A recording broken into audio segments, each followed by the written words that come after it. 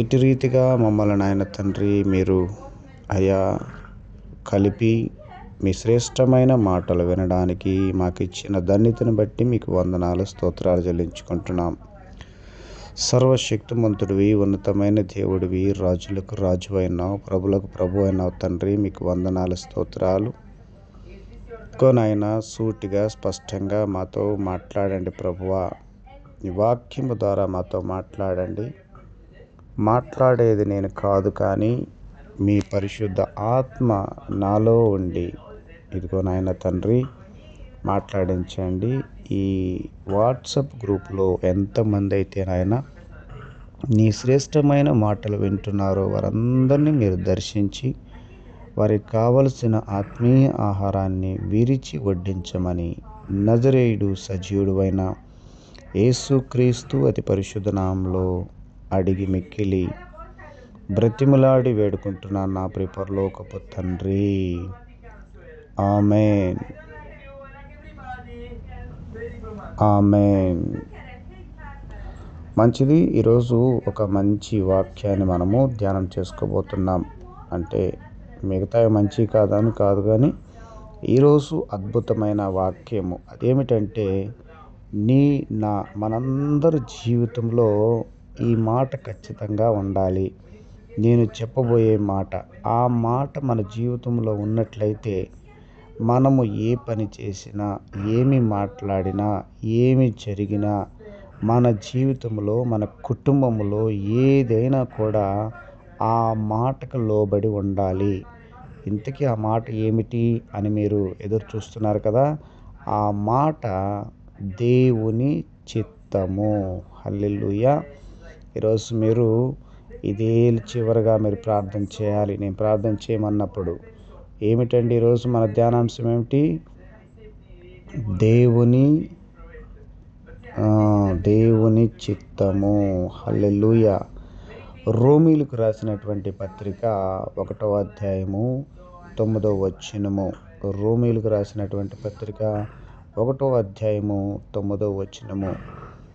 ఇప్పుడెలాగైనను ఆటంకము లేకుండా మీ యొద్దకు వచ్చుటకు దేవుని చిత్తము వలన నాకు వీలు కలుగునేమో అని నా ప్రార్థనల యందు ఎల్లప్పుడూ ఆయనను బతిమాలు కొనుచున్నాను. హల్లెలూయా. దేవునికి మహిమ కలుగునుగాక. చూడండి, ఈరోజు మనము ఈ వాక్యాన్ని ధ్యానించడానికి, ఈ వాక్యాన్ని మనము వివరించుకోవడానికి, ఈ వాక్యాన్ని మనము వినడానికి దేవుని చిత్తమై ఉన్నది. ఇది గమనించాలి. మీలో ప్రతి ఒక్కరు కూడా దేవుని చిత్త ప్రకారము మీ హృదయముతోనూ ఆత్మతోనూ ఈ విధంగా వాక్యాన్ని గ్రహించినట్లయితే ఇది దేవుని చిత్తమై ఉన్నది. ఇక్కడ చూడండి, మీ వద్దకు ఈ వాక్యము తీసుకురావడము, ఈ వాక్యము బయలుపరచడము, ఇది దేవుని చిత్తమై ఉన్నది. హల్లెలూయా. దేవుని చిత్తము లేకుండా క్రైస్తవులమైన మన జీవితంలో ఏది జరగదండి. మరి క్రైస్తవేతరుల పరిస్థితి ఏమిటి అని మీరు అడగచ్చు. వాళ్ళు దేవుని చిత్తాన్ని కానీ, దేవుని యొక్క ప్రణాళిక కానీ, దేవుని ఆలోచనలు కానీ ఏమీ కనిపెట్టరు. కానీ వాళ్ళకు తోచింది వాళ్ళకు చేస్తారు. వాళ్ళకు హృదయంలో ఏమనిపిస్తే అది చేస్తారు. ఎటు పడితే అటు వెళ్ళిపోతారు. ఎటు పడితే అటు చేసేస్తారు. ఎటు పడితే అటు వాళ్ళ ఇష్టానుసారంగా జీవిస్తారన్నమాట. ఇది దేవుని చిత్తము కాదు. దేవుని చిత్తము అనేది, అందుకే క్రైస్తవుడుగా, ఒక దేవుని బిడ్డగా, దేవుని ఎరిగినటువంటి నువ్వు నేను మనము ఏం చేయాలంటే దేవుని చిత్త ప్రకారము చేయాలి. దేవుని చిత్తాన్ని ఎరగాలి. దేవుని చిత్తము తెలుసుకొని మలుసుకొని ఆ చిత్తానుసారంగా మనము జీవించాలి. ఇక్కడ ఈ మాట ఎందుకు చెప్పబడిందంటే, ఇప్పుడు ఎలాగైనను ఆటంకము లేకుండా, ప్రియులారా గమనించండి. ఈ మాటను మనం గమనిస్తే నువ్వు చేసే ప్రతి పనిలో కూడా ఆటంకము లేకుండా జరగాలంటే, ఆటంకము లేకుండా అది సంపూర్ణం కావాలంటే అది దేవుని చిత్తమై ఉండాలి. అది దేవుని చిత్తమై ఉండాలి. దేవుని చిత్త ప్రకారము ఏది చేసినా కూడా అది నేను చేయగలుగుతానని మనం గ్రహించగలగాలి. హల్లెలూయా! ఒక్కొక్కసారి మన సొంత నిర్ణయాలతో ముందుకు వెళ్ళిపోతాం. మన సొంత నిర్ణయాలతో ఏదేదో చేయాలనుకుంటాం, కానీ మనకు చేదు ఎదురైపోతుంది. మనము ఇంకా చెప్పాలంటే మన భాషలో బోళ్ళ పడతామన్నమాట. అంటే ముందుకు బోళ్ళ పెడితే ఏమవుతుందండి? గమనించాలి. వెనక పెడితే ఏమవుతుంది? ముందుకు పెడితే ఏమవుతుంది?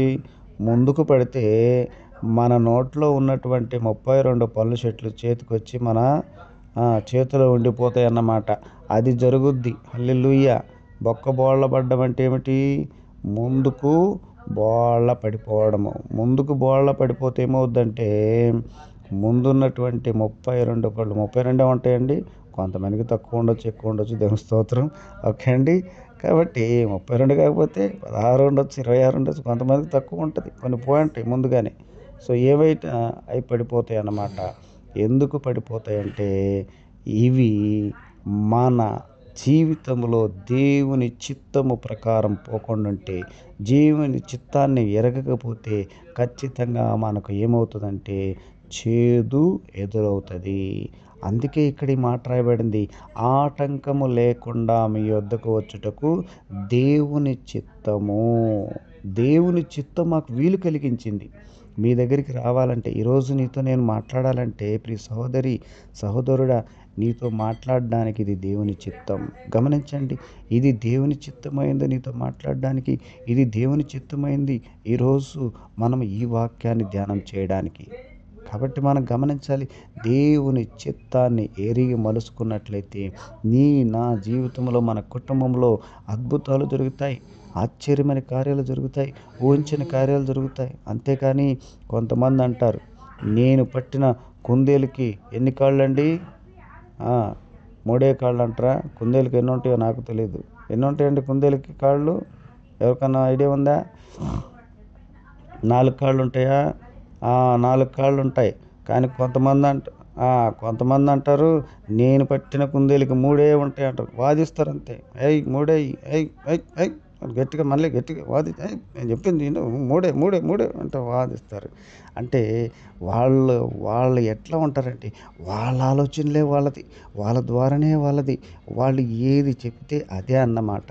ఇంకా దేవుని చిత్తం సంబంధం లేదు, దేవుని చిత్త ప్రకారం ఉండదు, దేవుని మాట ఉండదు, దేవుని ఆలోచన ఉండదు. వాళ్ళకి ఎంతసేపటికి వాళ్ళు ఏమి చెప్తే అదే. హల్లెలూయా! చూడండి, రోమీయులకు రాసినటువంటి 15వ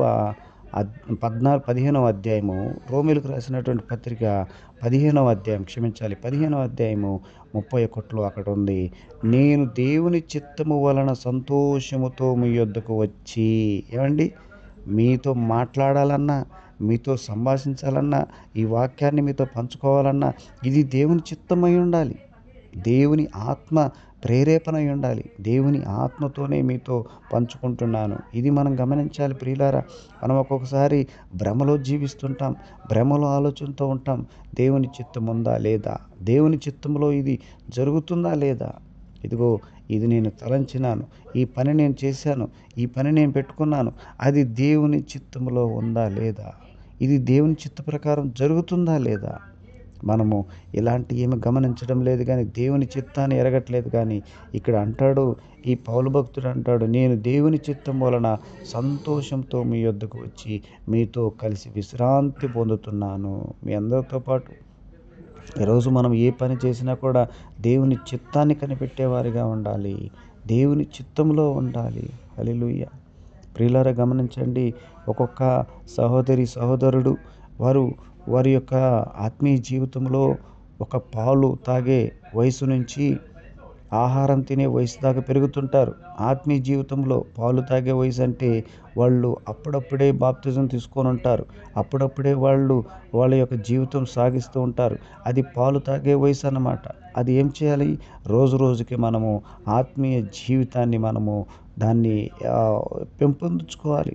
ఇంప్రూవ్ చేసుకోవాలి, పైకి రావాలి. అలాగ మనం వచ్చినట్లయితే అది దేవుని చిత్తం. లేదంటే నువ్వు ఎక్కడ వేసిన గొంగలి అక్కడగా ఉన్నదంటే అది దేవుని చిత్తము కాదని మనం గ్రహించాలి. ప్రియ సహోదరి సహోదరుడా, హల్లెలూయా. దేవునికి మహిమ కలుగునుగాక. గమనిస్తున్నారా? దేవుని చిత్తాన్ని మనం కనిపెట్టాలి, దేవుని చిత్త ప్రకారం మనం జీవించాలి అనేది ఇక్కడ అపోస్తులుడైనటువంటి పౌలు అంటాడు ఎఫెసీయులకు రాసినటువంటి పత్రికలో. దేవుని చిత్తము వలన యేసుక్రీస్తు, అపోస్తులుడైన పౌలు ఎఫెసీయులో పరిశుద్ధులందరూ యేసుక్రీస్తునందు విశ్వాసులైన వారికి శుభమని చెప్పి వ్రాయినది. చూడండి, దేవుని చిత్త ప్రకారం అంటాడు. ఎఫెసీయుల్లో ఉన్నటువంటి వారందరూ పరిశుద్ధులందరికీ రాస్తున్నాడు, ఒక లెటర్ రాస్తున్నాడు. ప్రియులారా గమనించండి, నువ్వు ఒక లెటర్ రాసిన లెటర్ వీళ్ళు ఎందుకు రాస్తున్నారు? ఇప్పుడు మనం పాతకాలంలో చూసినట్లయితే లెటర్లు రాసేవాళ్ళు ఉన్నారు. పాతకాలం అంతా కూడా లెటర్లే. అప్పుడు ఏమి లేవు, ఫోన్లు లేవు, టెలిఫోన్లు లేవు, ఏమి లేవు. అప్పుడు లెటర్లు రాసేవారు, ఉత్తరాలు రాసేవారు, ఒకరికొకరు ఉత్తరం రాసుకునేవారు, ప్రత్యుత్తరం ఇచ్చేవారు. అందుకే మనకు ఆ కీర్తనలు కూడా ఉంటాయి కదండి. నేను నీకు ఉత్తరం ఇస్తున్నాను. ఉత్తరం అంటే ఏంటండి? ఆయన మనం ప్రార్థన చేసేదంతా ఉత్తరం అన్నమాట. మనం ఏమడుగుతాం? ప్రత్యుత్తరం ఇయ్యయ్యా ప్రభువా అని అంటాము. అది దేవుని చిత్తమైతే ఖచ్చితంగా ఆయన ఏం చేస్తాడు? మనకు ప్రత్యుత్తరం ఇస్తాడు. అందుకని ఇర్మీయా గ్రంథంలో 33:3 అంటాడు. ఆడంటాడు, నీవు నాకు ఉత్తరం ఇమ్ము, నేను నీకు జవాబు ఇస్తాను అని. అక్కడ ఉత్తరం ఇస్తే మనకేం చేస్తాడు? ఆయన జవాబు ఇచ్చే దేవుడిగా ఉంటున్నాడు. ప్రియ సహోదరి సహోదరుడా, గమనించండి. ఇక్కడ మనము ఒకటి గమనించాలి. ఇక్కడ కొరింథీయులకు రాసినటువంటి మొదటి పత్రిక అక్కడ అంటాడు, కొరింథీ రాసినటువంటి మొదటి పత్రికలో, నేను అపోస్తులుడిగా పిలువబడినందుకు అపోస్తులుడిగా పిలువబడ్డాను, అది దేవుని చిత్తం అంటాడు. ఇప్పుడు అపోస్తులుడైన పౌలు అంటాం కదండి. పౌలుని ఏమంటాము? అపోస్తులుడైన పౌలు అంటాం. ఎందుకు అలా పిలువబడుతున్నాడు ఆయన? అది దేవుని చిత్తం. దేవుడు ఆయన హెచ్చించాడు. అసలు అపోస్తులుడైనటువంటి అతను అంటాడు, ఆ పౌలు అంటాడు, నేను కడపటి వాడను, చివరి వాడంట. ఏమంటే నేను చివరి వాడను, అసలు నేను దేనికి పనికిరానటువంటి వాడనని ఆయనే తగ్గించుకొని ఆయన మాట్లాడుతున్నటువంటి సందర్భాలు మనం చూస్తూ ఉంటాం. ప్రియ సహోదరి సహోదరుడా, హల్లెలూయా. హల్లెలూయా చేద్దాం అందరూ ఒకసారి.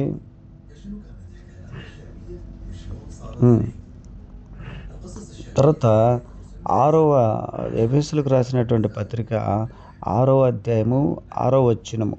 ఎఫెసీయులకు రాసినటువంటి పత్రిక 6వ అధ్యాయం 6వ వచనంలో ఒక మాట ఉంటుంది, మనుష్యులను సంతోషపెట్టువారు చేయనట్లు కంటికి కనపడుటకే కాక క్రీస్తు దాసులమని ఎరిగి దేవుని చిత్తమును మనస్ఫూర్తిగా జరిగించాలి. హల్లెలూయా.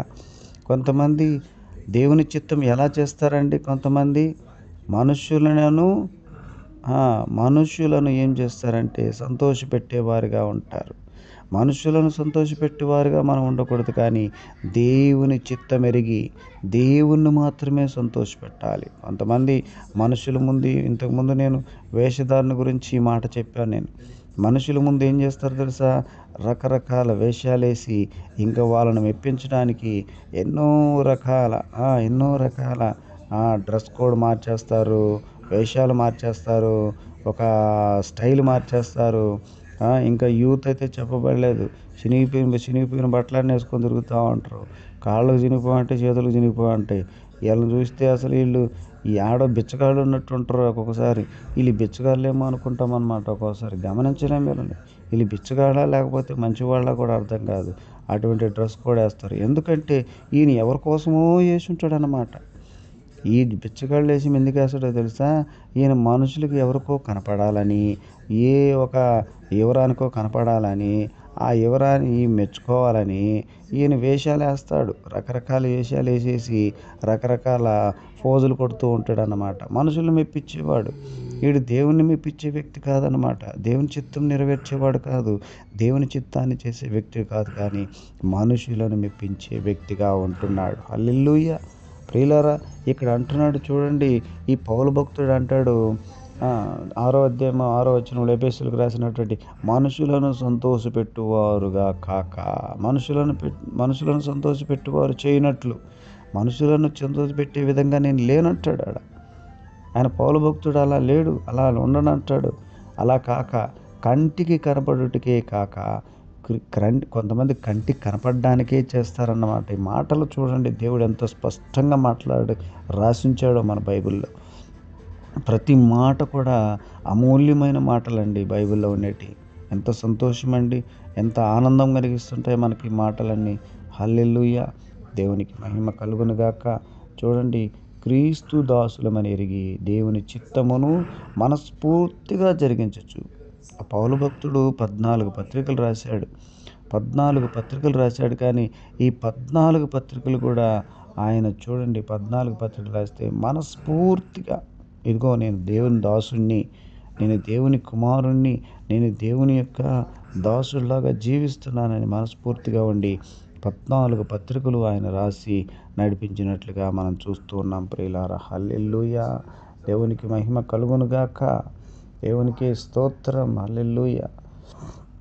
చూడండి, తెస్సలోనికి రాసినటువంటి పత్రిక, మొదటి తెస్సలోనికి రాసినటువంటి హల్లెలూయా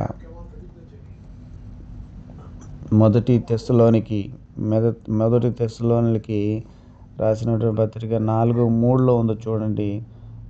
తెస్సలోనికు రాసినటువంటి పత్రిక, మొదటి తెస్సలోనికి రాసినటువంటి పత్రిక 4వ అధ్యాయం 3వ వచనం. ఎవరికి అవకాశం లేకపోతే నేనే చదువుతాను. 4వ అధ్యాయం 3వ వచనంలో, మీరు పరిశుద్ధులగుటయే అనగా మీరు జారత్వమునకు దూరంగా ఉండుటయే దేవుని చిత్తము. ఈ మాట గుర్తుపెట్టుకోండి అందరూ. ప్రార్థనలో కూడా ఈ మాట గుర్తుపెట్టుకోవచ్చు. మనమందరం కూడా పరిశుద్ధులుగా ఉండాలనేది దేవుని చిత్తం. మనందరం కూడా జారత్వానికి దూరంగా ఉండాలనేది దేవుని చిత్తం. జారత్వము అంటే తెలుసు, పాపము అని అర్థము. అది ఏ పాపమైనా కావచ్చు, ఏ రకమైన పాపమైనా కావచ్చు. నేను ఇప్పుడు వివరించలేను, కానీ పాపాలు అనేక రకాలు ఉన్నాయి, అనేక పాపాలు ఉన్నాయి. వాటి గురించి దేవుడు చెప్పట్లేదు. జారత్వము అనేది నీ యొక్క ఆత్మీయ స్థితి, నీ యొక్క ఆత్మీయ జీవితాన్ని దిగజార్చుకోవడము. అది ఏ విషయంలో దిగజార్చుకుంటావో అదంతా కూడా జారత్వం కింద వస్తుంది. నువ్వు ఏ విషయంలో కూడా నీ ఆత్మీయ జీవితాన్ని దిగజార్చుకోవద్దు. ఇది చేయకుండా ఉండడమే దేవుని చిత్తం. నువ్వు పరిశుద్ధులుగా ఉండడమే దేవుని చిత్తమని ఇక్కడ తెస్సలోనికి రాస్తున్నాడు. అదే 4వ అధ్యాయం 3వ వచనంలో చెప్పాం కదండి. 5వ వచనంలో ఏమంటాడంటే, పరిశుద్ధత యందును ఘనత యందును తన ఘటమును ఎట్లు కాపాడుకోవలనో అది ఎరిగి ఉండటే దేవుని చిత్తము. దేవుని చిత్తం అంటే ఏంటి? ఏంది దేవుని చిత్తము? దేవుని చిత్తాన్ని కనిపెట్టుకొని నువ్వు పరిశుద్ధిగా జీవించాలి. ఏమండి, ప్రజల్లోనూ 10 మందిలోనూ ఘనతనందాలి. ఘనత, ఇదిగో ఫలానా ఆమె చాలా మంచిదండి, అది ఘనత నీకు, అది దేవునికి మహిమ. నీకు ఘనత కావచ్చు, దేవునికి మహిమ అది. ఫలానా వ్యక్తి చాలా మంచి వ్యక్తి, ఫలానా వ్యక్తి చాలా మంచివాడు, ఇలా అనుకోవడము, మన ఆత్మీయ జీవితాన్ని కాపాడుకోవడమే దేవుని చిత్తము. హల్లెలూయా. ఇంకొక మాట అంటాడు 5వ అధ్యాయం 18వ వచనంలో, మొదటి తెస్సలోనిలకు 5వ అధ్యాయము 18వ వచనంలో అంటారండి, ప్రతి విషయమునందును కృతజ్ఞతాస్తుతులు చెల్లించుడి. ఏమండి, ఈ విషయంలో కూడా మనము దేవుని చిత్తం నెరవేర్చాలి. దేవుడు మరి కృతజ్ఞతాస్తుతులు చెల్లించడంలో మనం ఎప్పుడు కూడా వెనకాడకూడదు. కృతజ్ఞతాస్తుతులు చెల్లించాలి ఆయనకి. కృతజ్ఞతాస్తుతులు అన్ని విషయాల్లో ఉండాలి. నీ యొక్క హృదయాన్ని దేవునికి ఇవ్వాలి, అది కూడా దేవుని కృతజ్ఞతే. నీ యొక్క తలాంతు దేవునికి ఇవ్వాలి. నీకు ఒక ఉదాహరణకి ఒక పాటలు పాడే తలాంతు ఉందా, దేవునికి వాడు, దేవుని కోసం వాడు. ఒకవేళ నీకు మంచి ప్రార్థన శక్తి ఉందా, ఆ ప్రార్థన చేయి దేవుని కోసం, 10 మంది కోసం ప్రార్థన చేయి. అది కూడా ఆ కృతజ్ఞత కలిగి నువ్వు దేవుణ్ణి ఆరాధించడం అన్నమాట. ఇంకా నీకు ఏం తలాంతు ఉందో దాంట్లో నువ్వు కృతజ్ఞత కలిగి ఉండాలి. ఇంకా చివరిగా చెప్పాలంటే కానుకల విషయంలో కూడా ఈ కానుకలు కాదండి కృతజ్ఞత అంటే అది కూడా ఒక కృతజ్ఞతే. కొంతమంది కృతజ్ఞతా భావం, ప్రభువా నా జీవితంలో ఇలా చేసావండి, నా జీవితంలో ఇది చేసావు, నా జీవితంలో అది చేసావు, ఇదిగో నా కుటుంబంలో ఇది చేసావు, అదంతా కృతజ్ఞత అండి. కృతజ్ఞత భావం కలిగి కృతజ్ఞతగా దేవుని కోసమే మనం ఏమి ఇచ్చినా కూడా తక్కువే అన్నమాట. అది కృతజ్ఞత కలిగి ఉండడమే దేవుని చిత్తం అంటాడు ఇక్కడ. దేవుని చిత్తం అంటే కృతజ్ఞత కలిగి ఉండాలి ప్రతి విషయంలోనూ. ఇదిగో ఈ ఉద్యోగం నాకు ఇచ్చావు ప్రభువా, ఇదిగో ఈ 3 పూటలు నాకు భోజనము తక్కువ లేకుండా చేస్తున్నావు ప్రభువా, ఇదిగో నేను ఈ గృహం కట్టుకోవడానికి నాకు ఇచ్చావు, ఇదిగో నాకు ఈ పాప పెళ్లి చేయడానికి నాకు ఇచ్చావు, నా బాబు ఇదిగో చదువుల విషయంలో సహాయం చేశావు, నువ్వు ఎన్ని విషయాల్లో సహాయం చేసావు ప్రభువా అని ఆయనకి కృతజ్ఞత కలిగి ఉండడం, కృతజ్ఞత భావం కలిగి ఉండడము అది దేవుని చిత్తము అని రాయబడిందండి. ప్రతి విషయమందును ఇక్కడ ఏం రాయబడిందంటే మొదటి తెస్సలోనిలకు వాళ్ళకు రాసినటువంటి పత్రికలో 5:18 ప్రతి విషయంలో, ఒక విషయం అని చెప్పట్లేదు ఇక్కడ. ఇదిగో పలానా విషయంలోనే కాదు, ఇదిగో నీకు ఒక ₹1,00,00,000 ఏదైనా లాటరీ తగిలింది అనుకోండి, ఉదాహరణ చెప్తున్నానండి. ₹1,00,00,000 లాటరీ తగిలింది, అమ్మయ్య నాకు ఎంత మేలు చేసావండి, కష్టపడకుండా డబ్బులు వచ్చేసిందండి, ఈ లాటరీలో నాకు ₹1,00,00,000 వచ్చేసిందని చెప్పి అప్పుడు కాదు నువ్వు కృతజ్ఞత కలిగి ఉండడం. కృతజ్ఞత అంటే ప్రతి విషయంలో ప్రభువా మీరు గమనించారో లేదో, పాత నిబంధనలో కొన్ని ఆచారాలు ఉన్నాయండి, కొన్ని ఆచారాలు ఉన్నాయి. ఏందో తెలుసా, అవి కొన్ని ఇప్పుడు కూడా కొంతమంది పాటించే వాళ్ళు ఉన్నారు. ఎలాగో తెలుసా, రోజు నువ్వు ఉదాహరణకి 3 పావులు బియ్యము అన్నం వండుకుంటున్నావు అనుకోండి, 3 పావులు బియ్యము, 3 పావులు బియ్యంలో ఒక్కొక్క పావులో 10వ వంతు అంటే ఒక పిరికిడు 3 పిరికిళ్ళు తీసేసి పక్కన దేవుని కోసం వేస్తారు తెలుసా అండి. నాకు ఇచ్చే ఆహారంలో 10వ వంతు నీకు అని చెప్పేసి ఇచ్చేవారు. తర్వాత వాళ్ళ పంటల్లోనూ 10వ వంతు, వాళ్ళకి ఏదొచ్చిన కూరగాయల్లోనూ 10వ వంతు. ఇప్పుడు ఉదాహరణకి ఈరోజు మనకు మన యజమానుడు కూరగాయలు తెచ్చాడు అనుకోండి ఇంటికి, మనకి ఈరోజు కూరగాయలు తెచ్చాడు, అందులో నుంచి 4 బెండకాయలు తీసి పక్కనేసాం ఏమండి, 4 ఉల్లగడ్డలు తీసి పక్కనేసాం, 4 ఆనియన్ తీసి పక్కనేసాం. అంటే ఎన్ని నువ్వు తెచ్చారో అన్నిట్లో 10వ వంతు, ప్రతి దాంట్లో 10వ వంతు తీసి అవన్నీ తీసుకెళ్ళి మందిరంలో ఇచ్చేవాళ్ళంట. అంతకుముందు అలా చేసేవాళ్ళండి. ఇదంతా కూడా కృతజ్ఞత. అంటే ఈరోజు ప్రభువా మాకు ఆహారము లోటు లేకుండా ఇచ్చావు, మాకు ఈ విధంగా ఇచ్చావని వాళ్ళు కృతజ్ఞత కలిగి, పాత నిబంధన అంతా కూడా ఇలాగే పాటించేవాళ్ళు. ప్రతి విషయంలో కూడా వాళ్ళు కృతజ్ఞత కలిగి 10వ భాగాన్ని తీసి పక్కన పెట్టేవాళ్ళు అనమాట. ఇలా గమనిస్తున్నారు అక్కడ. ఆయన కృతజ్ఞతలు చెల్లించుడి, ఇలాగ చేయుట యేసుక్రీస్తు మీ విషయంలో దేవుని చిత్తము. మీ విషయంలో ప్రతి విషయంలో కూడా దేవుని చిత్తం అంటే ఏమిటి? దేవునికి లోబడి దేవుని ఆజ్ఞల ప్రకారం నడుచుకోవడమే దేవుని చిత్తం. దేవుని చిత్తం అంటేనే దేవుని ఆజ్ఞలను దేవునికి లోబడి నడుచుకోవడమే దేవుని చిత్తము. స్తోత్రం చెప్పండి. వింటున్నారండి?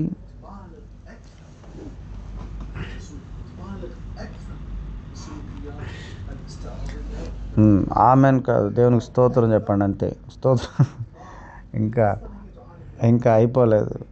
ఇంకా అయిపోలేదు, ఇంకా కొంచెం ఉంది చెప్తాను. తిమోతికి రాసిన రెండవ పత్రిక 1వ అధ్యాయం 1వ వచనంలో చెప్పిన మాట చూద్దాం. క్రీస్తు యేసునందు 2 తిమోతి 1:1 క్రీస్తు యేసునందున్న జీవమును గూర్చిన వాగ్దానమును బట్టి దేవుని చిత్తము వలన క్రీస్తు యేసు అపోస్తులుడైన పౌలు ప్రియ కుమారుడకు తిమోతికి శుభమని చెప్పి వ్రాయినది. మొదటగా ఒక మాట అంటాడు. ప్రతి దాంట్లో పౌలు భక్తుడు ఒక లెటర్ రాసినప్పుడల్లా నీకు శుభమని చెప్తున్నాను. అయితే రాసిన ప్రతి లెటర్ కూడా ఆయన ఏం చెప్తాడు తెలుసా? ఇది దేవుని చిత్తము. ఏమండి, మనం ఏ పని చేసినా దేవుని చిత్తమై ఉండాలి. దేవుని చిత్తాన్ని కనిపెట్టాలి. దేవుని చిత్తం లేకుండా మనం ఏమీ చేయకూడదు. ఏ పని చేసినా కూడా అది సఫలము కాదండి. దేవుని చిత్తంలో చేసినట్లయితే అది సఫలకృతమవుతుంది, అది సఫలపరచబడుతుంది నీ జీవితంలో, నా జీవితంలో. మనం అది నేర్చుకోవాలి. నువ్వైనా నేనైనా మనందరం కూడా అది నేర్చుకోవాలి. హల్లెలూయా.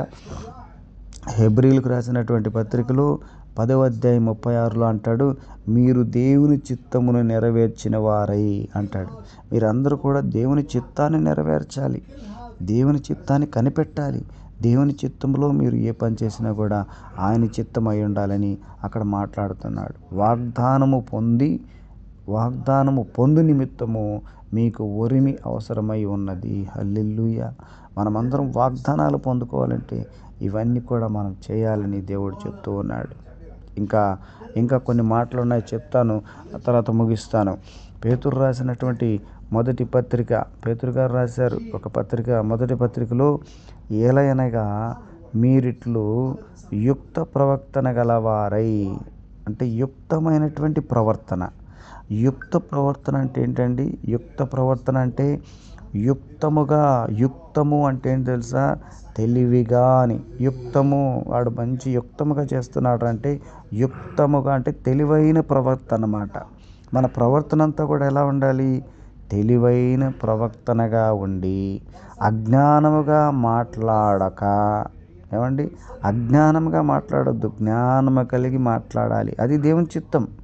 దేవుని చిత్తం అంటే నువ్వు ఎలా ప్రవర్తిస్తున్నావో, ఎలా మాట్లాడుతున్నావో, ఎలా నీ నోరు ఉపయోగిస్తున్నావో, ఇదంతా కూడా దేవుని చిత్తం అండి.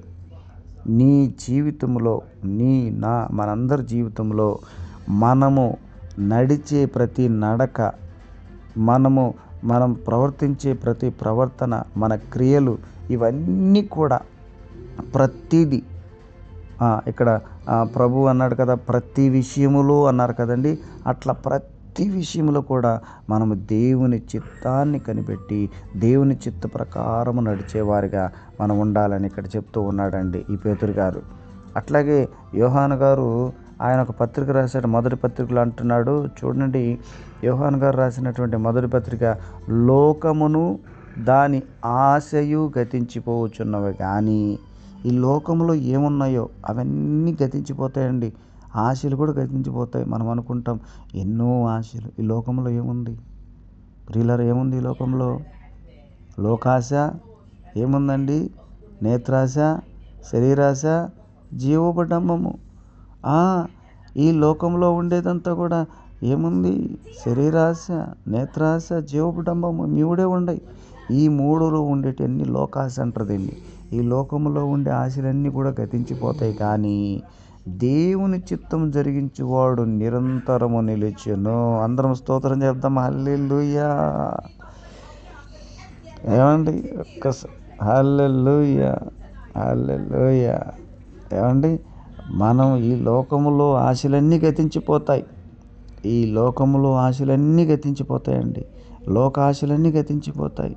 కానీ దేవుని చిత్తము ఎవరైతే జరిగిస్తూ ఎవరైతే ఉంటారో వారంతా కూడా నిరంతరము నిలుస్తారు. నిరంతరం అంటే ఈ లోకమందును పరలోకమందు కూడా అతను నిలిచిపోతాడనమాట. యుగ యుగములు అతను దేవునితోనే ఉంటాడు. ఈ లోకంలో ఉన్నంతకాలం కూడా దేవుడు అతనితో ఉంటారు. పరలోకం వెళ్ళిన తర్వాత ఈయన పరలోకంలో దేవునితో ఉంటాడు. హల్లెలూయా. నువ్వు ఎక్కడికి పోయినా కూడా దేవుడు నీతోనే ఉంటాడు. ఎప్పుడంటే నీవు దేవుని చిత్తాన్ని నెరవేర్చినప్పుడు. దేవునికి స్తోత్రం చెప్పండి అందరూ ఒకసారి. హల్లెలూయా. దేవునికి మహిమ కలుగును గాక. ప్రియులారా, జాగ్రత్తగా మనం గమనించండి. దేవుని చిత్తము ఎవరు జరిగిస్తారో మనము నిన్నటి దినాన మనము ధ్యానం చేసుకున్నాం. సహోదరుడు ఎవరంటే ఇక్కడ కూడా మార్క్స్ వార్తలో ఉంటుంది 3:35లో. మార్క్స్ వార్త 3:35లో దేవుని చిత్తము చొప్పున ఎవరు జరిగిస్తారో వాళ్ళే నా సహోదరుడు, వారే నా సహోదరి, వారే నా తల్లి అని చెప్పారు కదండి నిన్న. ఈ మాట గుర్తుందా లేదా మీకు? సహోదరుడు అన్న పదంలో వచ్చింది మనకు. ఎవరు నా సహోదరుడు, ఎవరు నా సహోదరి, ఎవరు నా తల్లి అంటే దేవుని చిత్తము ఎవరైతే జరిగిస్తారో, దేవుని చిత్తము ఎవరైతే చేస్తారో వారే నా బంధువులు, నా స్నేహితులు, నా రిలేటివ్స్, అన్నీ వాళ్ళే. దేవుని చిత్తాన్ని జరిగించే వాళ్ళు మాత్రమే నా వాళ్ళండి. అది దేవుడు చెప్పేది. దేవుని చిత్తం జరిగించినటువంటి వాళ్ళు ఎవరు అని మనం ప్రశ్న వేసుకుంటే మనమే ప్రశ్న వేసుకొని మనమే దానికి ఆన్సర్ చేసుకోవాలి. ఎందుకంటే మనము సాతాను సంబంధులమా లేకపోతే దేవుని సంబంధులమా? దేవుని సంబంధులమైతే దేవుని చిత్తం నెరవేరుస్తాము. సాతాను సంబంధులమైతే సాతాను యొక్క క్రియలు మాలో ఉంటాయి. హల్లెలూయా, స్తోత్రం చెప్పండి అందరూ ఒకసారి. చాలండి, నేను ముగించేస్తున్నాను. అయితే సాతాను సంబంధులు ఏం చేస్తారంట?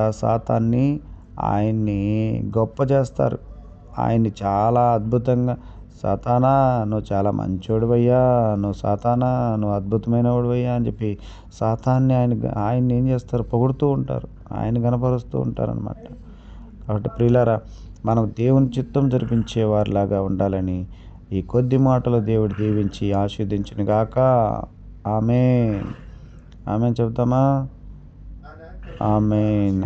హల్లెలూయా. దేవుని నామానికి మహిమ కలుగును గాక. ఒకరు ప్రార్థన చేద్దామా? దేవుని చిత్తము నెరవేర్చేవారు ఎవరు అనేది ప్రార్థన చేద్దాం.